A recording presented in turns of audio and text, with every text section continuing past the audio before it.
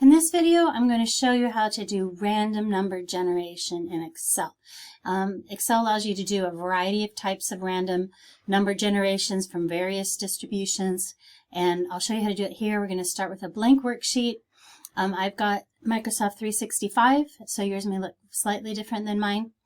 You will need, under the Data tab, to have this Data Analysis option here. To get that, you're going to, if you don't have it already, click on File, come down to Options. Within there, you're going to go to Add-ins. You want this Analysis Toolpack, just click Go down below, click on these two, and click OK. So that's quickly how you do that. You can watch that again if that was too quick for you, but I don't want to bore those who already have it. And then this Data Analysis tab is how you're going to do it. So let's go ahead and start. What you do is click on that tab, and you can do this, of course, within a worksheet that already has data in it. It doesn't have to be a blank worksheet. I'm going to click on Random Number Generation. And there are a variety of options here. So I'm going to show you the variety of ways, types of data we can generate. This first box, number of variables, is basically going to be the number of rows. So I'm just going to put 100 here that it's going to create. Number of random number, other way around, that's the number of columns. So let's say I want 2 columns. And number of numbers here is the number of rows. So I'm going to have 2 columns and 100 rows that follow this same distribution, okay? And you can see here that I've got, all these options of the types of distribution. We'll go through each of those. And then we've got options as to the output, what output range would put it on the same sheet. So let's say I want it to start in cell A1 on this same sheet. If I want it to be on a new worksheet, I would click there, or a new workbook, I would click there. This right here allows me to give it some detail. And for some of these distributions, you're going to find that the detail about what you want, we type right into this box. In other cases, you need to type it within your worksheet and then tell it where it is here, which is the case with the discrete. So I'm going to skip past the discrete. I'm going to come back to, I'm going to go through them in order here. For a uniform distribution, that's one in which, all values are equally likely between 2 numbers that we have. You're just going to tell it what you want them between. It's assuming a continuous distribution between 0 and 1. All values between 0 and 1 are equally likely. Okay, and you can, of course, change that to whatever you want them to be. And I use this often. Let's say, for example, I sometimes use this if I'm going to divide my data set up. And so I'll make a new column within a data set, do my uniform distribution here, and then if I want 30% of the data approximately, then I'll take all the rows that have values that are 0.3 or less from this distribution, and that allows me to quickly get a random sample essentially of my data. So it's one way to get a random sample really quickly. I often use it for that. The other thing I want to point out is this random seed. The random seed, if you can leave it blank. However, if you put a particular number in there, then you're going to get the same exact values every time. So for example, if you're following along with me at home, and let's say I put the number 1, 2, 3, 4 in there, it doesn't matter what I put. If you also put the numbers 1, 2, 3, 4 in, you should get the exact same results that I get. Otherwise, if you put a different number in there or you leave it blank, then your random numbers, because it's random, are going to be different than mine. It's going to start, a different place in the algorithm for finding the random numbers, and you'll get slightly different values than I do. So if you want the exact same thing I got, put the same random seed in that I have, and otherwise I usually don't bother with that, but since you're following along, you may want to do that. So I click OK, and you see that I've got 2 columns of random numbers that go from 0 to 100. Okay, so that's briefly how you would do the uniform distribution. Now let's go ahead and do the next distribution. Let's suppose that I want to do a normal distribution. Okay, For a normal distribution, again, we just put the information right in here. I'm going to tell it, let's say I want one column this time, 100 random numbers. From the normal distribution, the default they put in here is a mean 0 standard deviation of 1. You can put in there anything you want. Maybe I want a mean of 70 and a standard deviation of 10. Anything I want I can put in there. Again, if you put a random number seed in there, then your results will match mine if you put the same seed in there. Output range, I could put this just in a new worksheet, or I could say that I want this to start in column C1, so I want it to continue on in this same, it'll start it right here. If I put C1, it'll keep it in the same sheet as starting it there. So I'm going to do that this way. This time, let's go ahead and click OK. And you see I've got my values there. Of course, it's not going to have a mean exactly 70 and a standard deviation exactly 10. It's random based on that, but it should be fairly close, okay?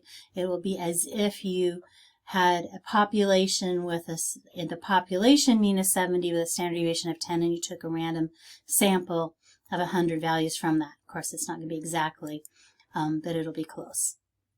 And now let's go to our next one. Okay, so random number generation. The next option we have is Bernoulli. Bernoulli distribution is basically just values of 0 and 1. When I have a Bernoulli, we say, you know, it's a simple case of flipping a coin. It got heads versus tails, or something that not necessarily is 50-50, something that might be uneven. And so let's do one column again. We'll do 100 again. The p-value here is going to be basically the probability of getting the 1. So if I put in something like 0.2 there, you're going to see that I have mostly zeros and about 20% of them are ones. Okay, so again, this is simulate a situation where there's two outcomes. And I can tell it where I want it to go. If I left it here, it would try to overwrite that. Let's say that I want it to go into D1 this time. Or I can put a new worksheet or whatever I wish to do. So click OK. There we go. So this would be, you know, another useful tool if you wanted to select a random sample of your data. You could go in and say, let's do a Bernoulli distribution with a p of 0.2 if I want 20% of the data. And I'm going to just then, when I'm done, select all the rows that have ones. So that would be another way of doing that. If you wanted to, another place that could be useful. Okay, so I'm going to go up here and let's look at the next distribution. After Bernoulli, I have binomial. So binomial is the same situation where you essentially have an outcome that's either yes, no, or it happened. It either happened or didn't happen. It's equivalent to flipping a coin, although not necessarily 50-50 again. So let's say that we had a situation again that was 20% probability of the yes outcome happening. However, each time I do it multiple times. So this might represent repeating this thing with a 20% outcome of happening 10 times. And what it's going to give me is the number of yeses out of 10. Okay, the number of times I got a yes out of 10. Well, you would expect on average you're going to get about 2 yeses out of 10. And I'm going to go ahead and put this as an E1, so it's in the next column. An average about 2, but it won't be, of course, 2 every time. That'll vary. So it's any situation you can imagine that you're going to repeat 10 times, and with a 20% probability of what we call success, or turning out a certain way. And then that experiment we're going to repeat 100 times. Let me click OK there. You'll see what I mean. We've got all these rows here. So these all represent, you know, various outcomes from that kind of an experiment. Okay. Now let's look at what we have next as our option. The next option we have after binomial is Poisson. Okay, Poisson is a situation in which in some fixed amount of time, okay, you are counting how many occurrences happen. I like to think about it as, for example, I'm standing on a street corner for 1 hour and I'm counting how many red cars go by. how many times did that occur within a fixed period of time would be a Poisson distribution. So and the lambda is really just the average. So let's say the average is 3. Okay, so I'm going to stand on this street corner for 1 hour with an average of 3 red cars coming by, and I'm going to repeat that experiment 100 times. And again, you don't need the random seed, but that'll get you the same results I have.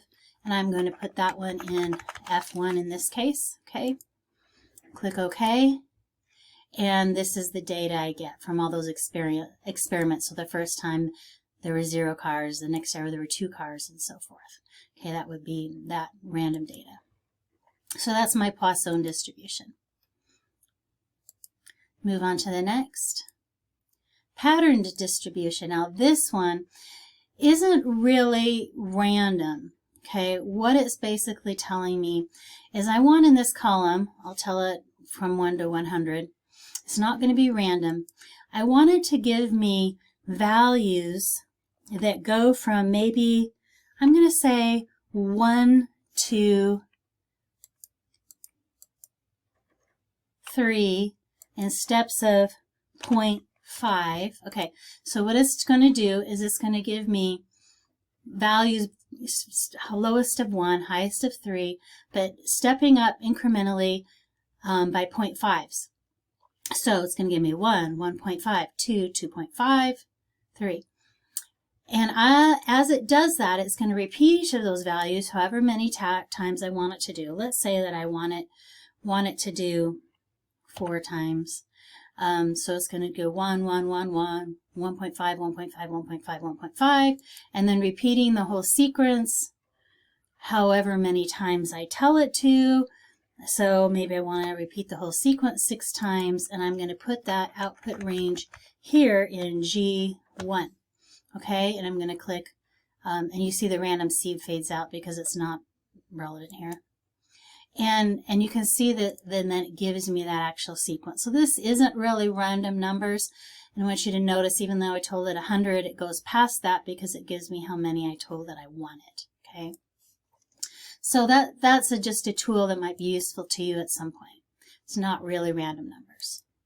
And then the last option here after patterned is discrete. Okay.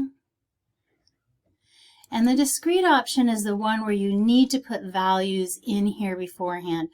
This is for basically saying something like, I want the values 1, 2, 3, 4, and 5, but I want 1s 20% of the time and 2s 10% of the time. Whatever it is I want, I can imagine I can tell it to do. So we have to close this first and create what I want. So let's just take another column further out of our way. Let's say I want the values 1, 2, 3, 4, and 5. And I'm going to want a 1, maybe 15% of the time. I want a 2, 20% of the time. And a 3, 50% of the time. Now these do have to add up to exactly 1.0 or you'll get an error. And so I'm up to what, 0.85, so I have 0.1.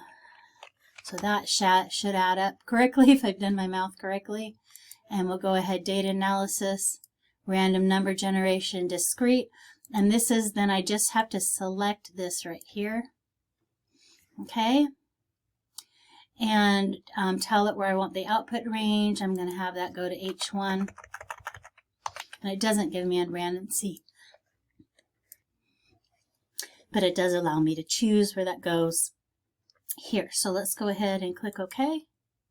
And you see that as you go through these, I've just got those values in approximately those proportions. Okay.